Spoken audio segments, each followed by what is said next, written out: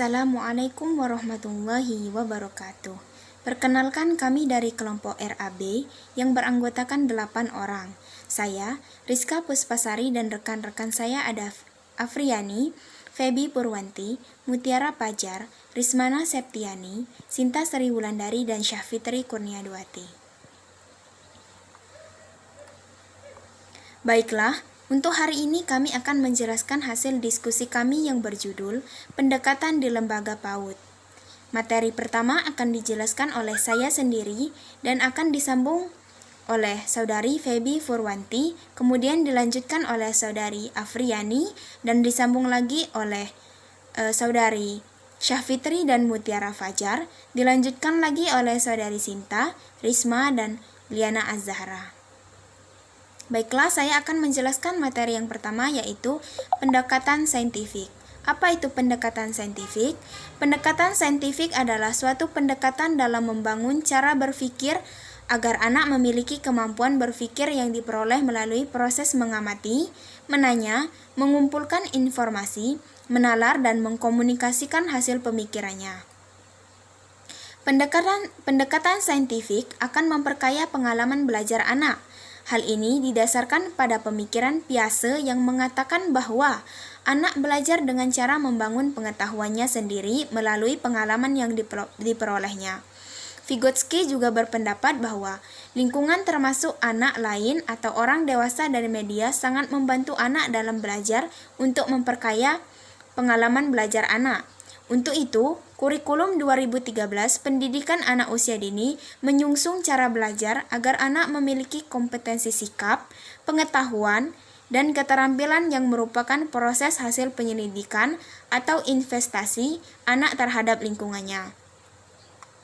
Pendekatan saintifik diterapkan dalam proses pembelajaran untuk membantu anak membentuk dan memahami sebuah konsep, hukum, dan prinsip melalui kegiatan mengamati, menanya, mengumpulkan informasi, menalar, dan mengkomunikasikan.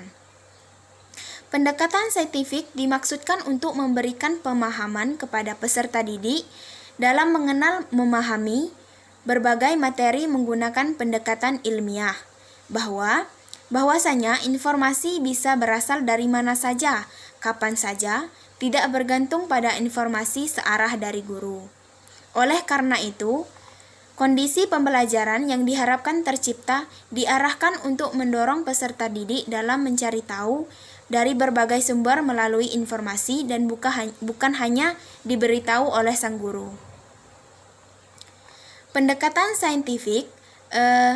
Penerapan pendekatan saintifik dalam pembelajaran di pendidikan anak usia dini diharapkan dapat meningkatkan cara belajar dan berpikir anak, sehingga memiliki cara berpikir tingkat tinggi di usia selanjutnya. Selanjutnya, saya akan menjelaskan tentang proses pendekatan saintifik dalam pembelajaran pendidikan anak usia dini. Depdikbud 2014 mengemukakan bahwa pembelajaran untuk anak usia dini menggunakan pendekatan saintifik integratif dan pendekatan saintifik. Pendekatan saintifik untuk anak usia dini terdiri dari 5 keterampilan, yaitu yang pertama ada mengamati atau observasi, menanya, mengumpulkan informasi atau mencoba, mengasosiasikan atau mengolah informasi atau juga bisa disebut dengan menalar. Yang kelima ada mengkomunikasikan. Baiklah, saya akan menjelaskan satu persatu dari materi ini. Pada kegiatan mengamati, anak diberi kesempatan untuk melihat bentuk, warna, jumlah, dan ukuran, mendengar suara, menghirup aroma, mengecap rasa, dan merasakan tekstur sesuai. Pada kegiatan menanya, anak diberi kesempatan untuk menanyakan segala hal yang berkaitan dengan apa yang sudah dilihat dalam bentuk, warna, jumlah, dan ukuran, didengar, dihirup, dikecap, maupun diraba atau dipegang oleh anak. Agar anak-anak antusias untuk bertanya, maka guru perlu menyiapkan media, alat dan bahan, serta alat permainan edukatif yang dapat membangkitkan rasa ingin tahu pada anak. Selanjutnya, pada kegiatan mengumpulkan informasi, anak diberi kesempatan untuk mengumpulkan informasi sebanyak mungkin berkaitan dengan apa yang dilihat, yang tadi kembali lagi ke bentuk, warna, jumlah, dan ukuran, didengar, dihirup, dikecap, maupun diraba atau dipegang oleh anak, maupun informasi lain yang diperoleh anak melalui penjelasan dari guru atau dari pernyataan dan jawaban-jawaban pada saat anak bertanya kepada guru. Selanjutnya, pada kegiatan menalar, anak diberi kesempatan untuk menghubungkan pengetahuan yang sudah dimiliki anak sebelumnya dengan pengetahuan yang baru diperoleh anak melalui kegiatan-kegiatan yang sudah dirancang oleh guru pada kegiatan inti dalam rencana pelaksanaan pembelajaran harian dengan menggunakan metode pelajaran yang bervariasi. Pada kegiatan mengkomunikasikan, anak diberi kesempatan untuk menunjukkan pemahamannya tentang tema atau subtema yang telah dibahas. Informasi tersebut berupa bentuk, warna, jumlah, ukuran, suara, tekstur, rasa, dan aroma yang telah anak peroleh atau anak tuangkan ke dalam berbagai bentuk aktivitas seperti bercerita, menggambar, menunjukkan hasil kegiatan yang telah dilaksanakan, memajang hasil karya, dan lain sebagainya. Selanjutnya yaitu implementasi pendekatan saintifik. Terdapat 3 langkah dalam pembelajaran melalui pendekatan saintifik, yaitu ada pendahuluan, kegiatan inti, dan kegiatan penutup. Yang pertama pada pembukaan atau pendahuluan. Guru mengarahkan anak untuk memantapkan pemahaman anak tentang tujuan dan pentingnya materi tentang kegiatan yang akan dilakukan, sehingga akan muncul rasa ingin tahu yang tinggi pada anak. Yang kedua yaitu kegiatan inti, di mana merupakan learning experience atau pengalaman belajar. Pada kegiatan inti ini paling banyak menggunakan waktu yang digunakan pembelajaran dengan cara ilmiah. Kegiatan anak diarahkan untuk mengkonstruksi atau membangun konsep, pengetahuan, pemahaman, serta keterampilan dengan bantuan tenaga pendidik atau guru melalui mengamati, menanya, menalar, mencoba, dan mengkomunikasikan. Yang ketiga ada kegiatan penutup, yaitu anak diarahkan untuk validasi segala penemuan tentang pengayaan materi yang telah diajarkan. Dalam proses pembelajaran, guru dapat menggunakan berbagai metode untuk saling melengkapi untuk mendukung pendekatan saintifik seperti bercerita, bercakap-cakap, memberikan tugas, sosiodrama, demonstrasi, karya wisata, proyek, dan eksperimen. Proses pembelajaran melibatkan guru dan siswa serta sumber belajar. Guru merencanakan pembelajaran sehingga siswa dapat memperoleh pengetahuan sikap dan keterampilan sebagai bekal dalam menghadapi tantangan di masa depan. Kegiatan yang dilakukan siswa dirancang oleh guru dan dikemas dalam program bermain yang menyenangkan melalui pengembangan tema-tema yang sesuai dengan karakteristik anak serta dekat dengan lingkungan yang diketahui oleh anak dan kontekstual. Perencanaan pendekatan saintifik dalam pembelajaran akan berlangsung dengan baik apabila guru merancang kegiatan pembelajaran harian yang mengandung kegiatan-kegiatan yang menunjukkan pelaksanaan pendekatan saintifik. Guru perlu merancang pelaksanaan pembelajaran harian yang mampu melibatkan anak dalam setiap aktivitas baik di dalam ruangan maupun di luar ruangan. Baiklah, itu tadi penjelasan dari saya.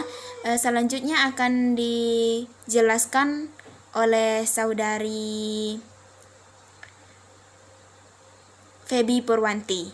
Kepadanya saya persilakan.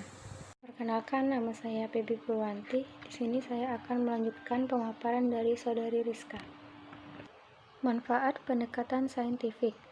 Ada beberapa manfaat pada penerapan pendekatan saintifik dalam proses pembelajaran, yaitu lebih mudah diterima oleh anak, lebih bermakna bagi anak, lebih utuh diterima oleh anak, lebih melekat menjadi perilaku anak, mengurangi verbalisme atau menghindari guru untuk banyak menjelaskan, lebih mudah diterapkan oleh anak, anak lebih menghargai kemampuan yang diperolehnya, anak lebih percaya diri, anak lebih bangga terhadap kemampuan yang diperolehnya, kemampuan yang diperoleh lebih permanen. Ada Ada juga beberapa manfaat lain di mana anak banyak mendapatkan pengetahuan dan keterampilan yang dipelajarinya, yaitu 1. Konsep nilai agama dan moral, misalnya benar atau salah, ciptaan Tuhan, cara beribadah, dan lain-lain. 2. Konsep matematika, yaitu seperti membilang, menjumlah, mengelompokkan, pola, ukuran, dan lain-lain. 3. Konsep sains, yaitu perubahan benda, kembang biak, cara hidup, sifat benda, dan lain-lain. 4. Konsep bahasa, yaitu memahami ucapan, mengucapkan, membedakan ucapan bunyi huruf, dan lain-lain. 5. Konsep sosial, yaitu tempat, kebiasaan, budaya, cara berpakaian, cerita masa lalu, dan lain-lain. 6. Konsep seni, yaitu nada, lagu, gerak irama, kriya, membentuk, menggambar, dan lain-lain. B. Definisi pendekatan discovery learning. Discovery learning adalah proses mental di mana siswa mampu mengasimilasi suatu konsep atau prinsip. Yang dimaksud dengan proses mental tersebut adalah mengamati, mengerti, menggolongkan, membuat dugaan, menjelaskan, mengukur, membuat kesimpulan, dan sebagainya. Kembali ke moderator. Baiklah, saya Afriani akan melanjutkan materi dari Saudari Feby Purwanti, yaitu mengenai bentuk discovery learning. Bentuk metode pembelajaran discovery learning yang pertama itu sistem satu arah, atau guru mengajukan suatu masalah dan kemudian memecahkan masalah tersebut melalui langkah-langkah discovery. Yang kedua, sistem dua arah. Sistem dua arah melibatkan siswa dalam menjawab pertanyaan-pertanyaan guru. Adapun karakteristik discovery learning, yang pertama, mengeksplorasi dan memecahkan masalah untuk menciptakan, menggabungkan, dan menggeneralisasi pengetahuan. Yang kedua, berpusat pada siswa. Yang ketiga, kegiatan untuk menggabungkan pengetahuan baru dan pengetahuan yang sudah ada. Adapun langkah-langkah discovery learning, yang pertama itu orientation, yaitu melatih kemampuan interpretasi, analisis, dan evaluasi pada aspek kemampuan berpikir kritis. Yang kedua, hypothesis generation, yaitu melatih kemampuan interpretasi, analisis, evaluasi, dan inferensi. Yang ketiga, hypothesis testing, yaitu melatih kemampuan regulasi diri, evaluasi, analisis, interpretasi, dan penjelasan. Yang keempat, conclusion, yaitu melatih kemampuan menyimpulkan, analisis, interpretasi, evaluasi, dan penjelasan. Yang terakhir yaitu regulation, yaitu melatih kemampuan evaluasi, regulasi diri, analisis, penjelasan, interpretasi, dan menyimpulkan. Terima kasih. Baiklah, di sini saya akan melanjutkan pemaparan dari Saudari Afriani. Kelebihan dan kekurangan discovery learning. Suherman dan kawan-kawan menyebutkan beberapa kelebihan atau keunggulan discovery learning. Yang pertama, siswa aktif dalam kegiatan belajar, sebab berpikir dan menggunakan kemampuan untuk menemukan hasil akhir. Yang kedua, siswa memahami benar bahan pelajaran sebab mengalami sendiri peran menemukannya, sesuatu yang diperoleh dengan cara lebih lama untuk diingat. Yang ketiga, menemukan sendiri bisa menimbulkan rasa puas. Kepuasan sendiri ini mendukung untuk melakukan penemuan lagi. Yang keempat, siswa yang diperoleh dengan metode penemuan akan lebih mampu mentransfer kemampuannya. Yang terakhir, metode ini melatih siswa lebih banyak belajar sendiri.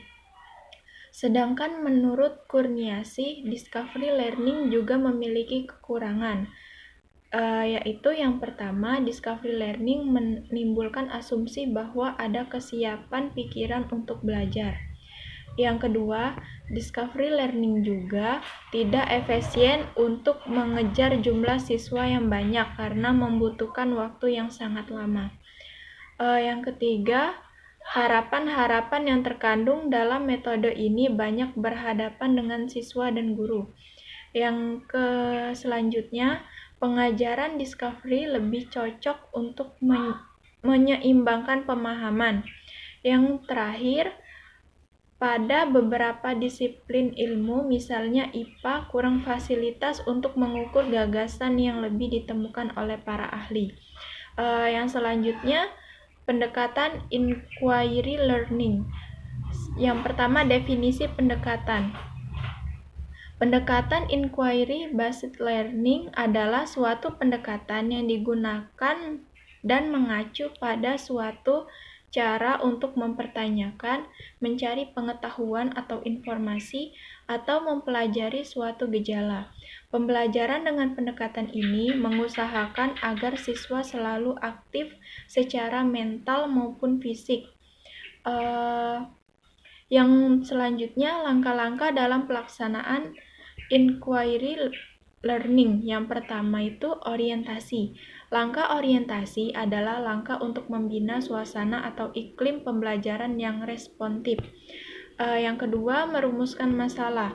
Merumuskan masalah merupakan langkah membawa siswa pada suatu persoalan yang mengandung teka-teki.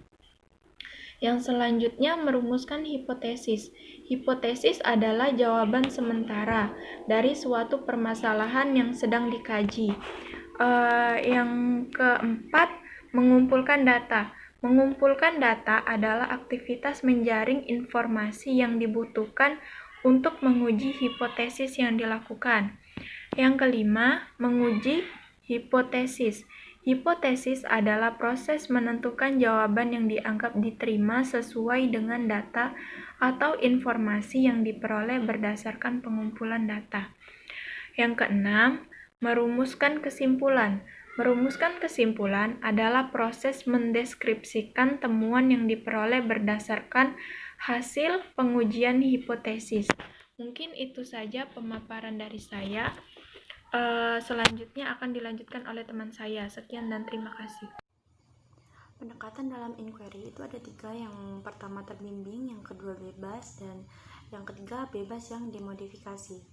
Sedangkan karakteristik pembelajaran inquiry sendiri ialah yang pertama menekankan pada aktivitas anak secara maksimal.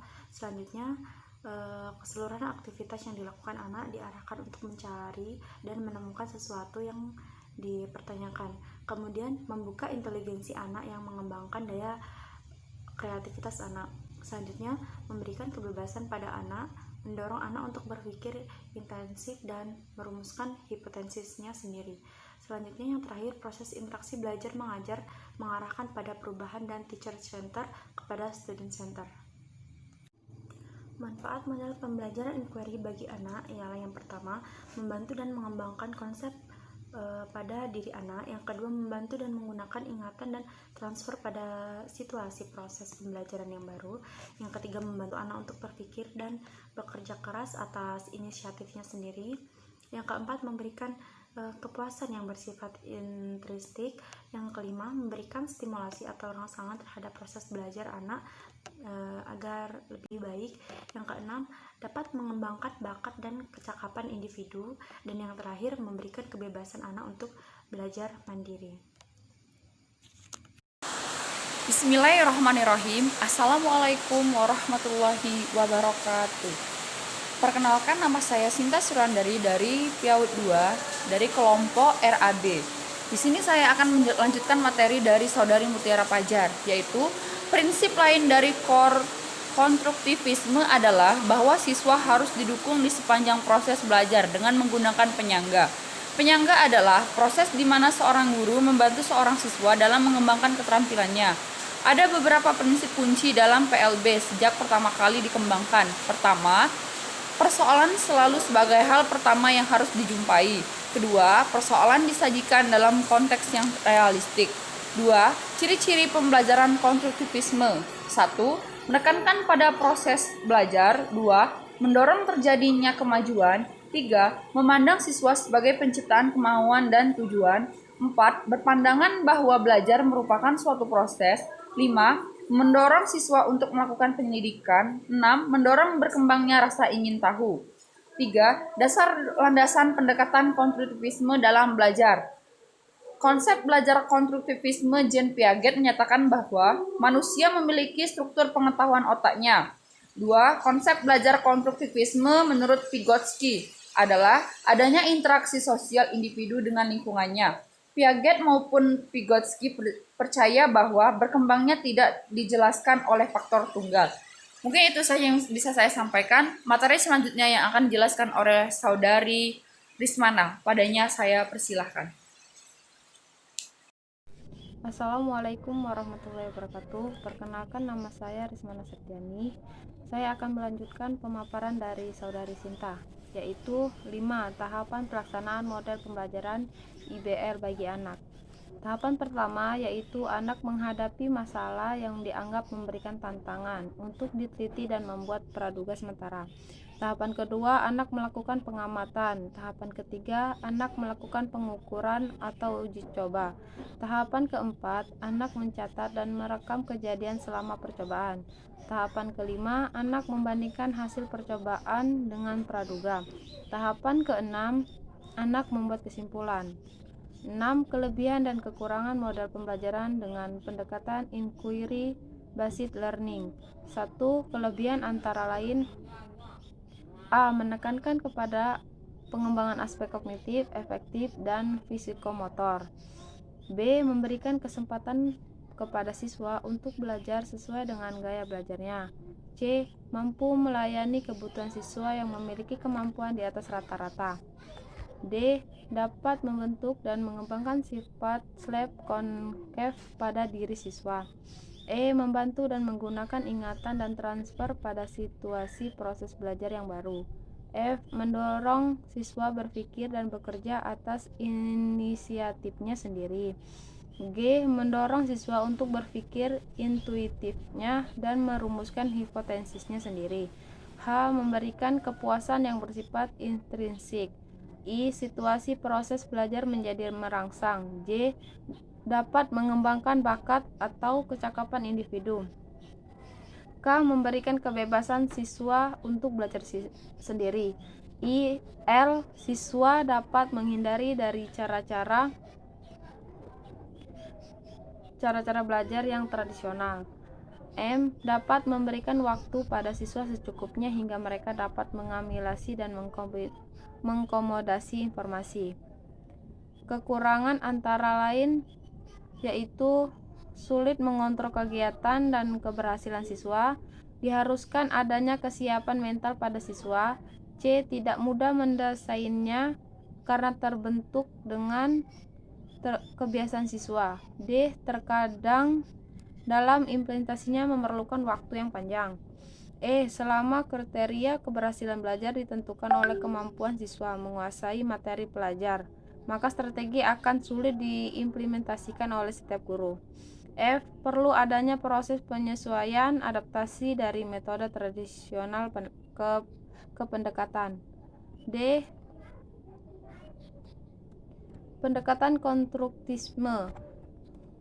Konstruktisme melihat belajar sebagai proses aktif. Pelajar mengkonstruksi arti baik dalam bentuk teks, dialog, pengalaman visi, ataupun bentuk lainnya.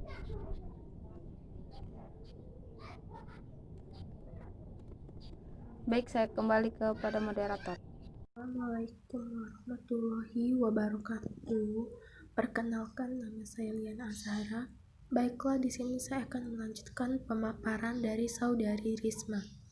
Berdasarkan proses belajarnya pada prinsip-prinsip teori kognitif, banyak yang menggunakan terminologi kognitif untuk menjelaskan proses pembelajaran seperti prediksi, inferensi, kreasi, dan analisis. Menekankan bagaimana siswa belajar, mendorong siswa untuk berpartisipasi aktif dalam dialog atau diskusi dengan siswa lain dan guru, sangat mendukung terjadinya belajar kooperatif, melibatkan siswa dalam situasi dunia nyata, menekankan pentingnya konteks siswa dalam belajar, memperhatikan keyakinan dan sikap siswa dalam belajar, memberikan kesempatan kepada siswa untuk membangun pengetahuan dan penanaman baru yang didasarkan pada pengalaman nyata. Landasan pendekatan konstruktivisme dalam belajar. 1. Konsep belajar konstruktivisme Jean Piaget. Menurut Piaget, manusia memiliki struktur pengetahuan dalam otaknya seperti sebuah kotak-kotak yang masing-masing mempunyai makna yang berbeda-beda. Pengalaman yang sama bagi seseorang akan dimaknai berbeda oleh masing-masing individu dan disimpan dalam kotak yang berbeda-beda. Setiap pengalaman baru akan dihubungkan dengan kotak-kotak atau struktur pengetahuan dalam otak manusia.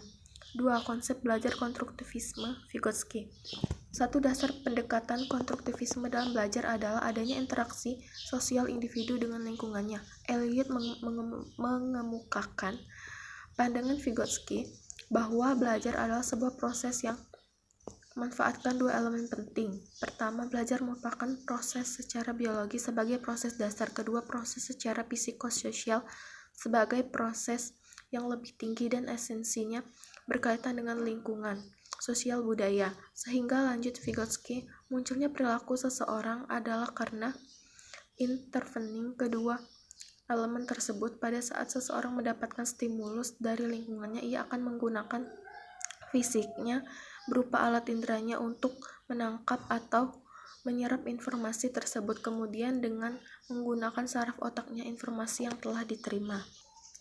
Implikasi konstruktivisme terhadap pendidikan anak usia dini. Penerapan teori konstruktivisme dalam program kegiatan bermain pada anak usia dini. A.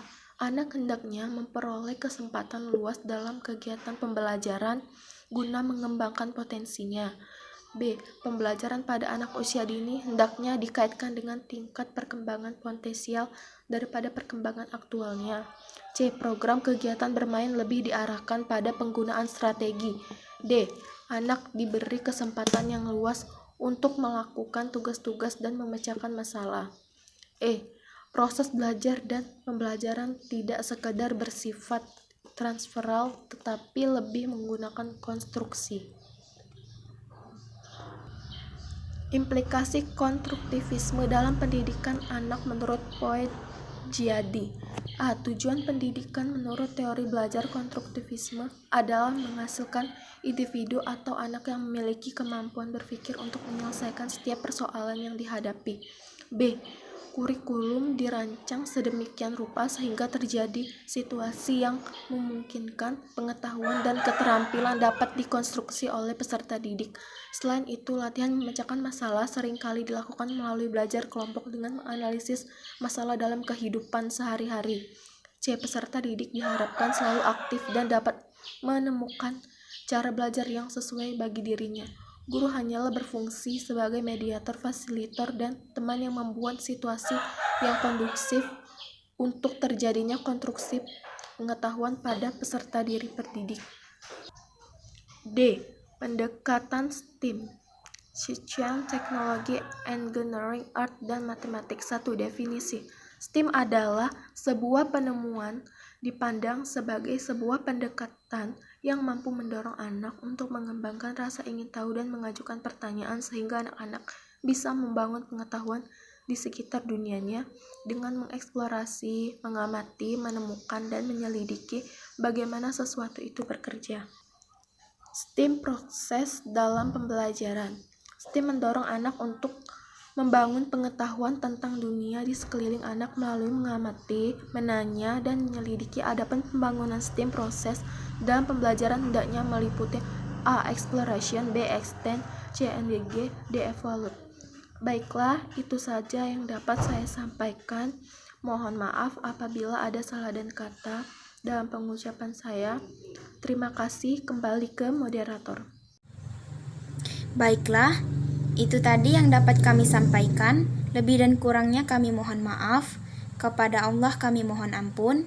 Semoga materi yang sudah kami sampaikan dapat menambah pengetahuan teman-teman semua. Saya akhiri. Wassalamualaikum warahmatullahi wabarakatuh.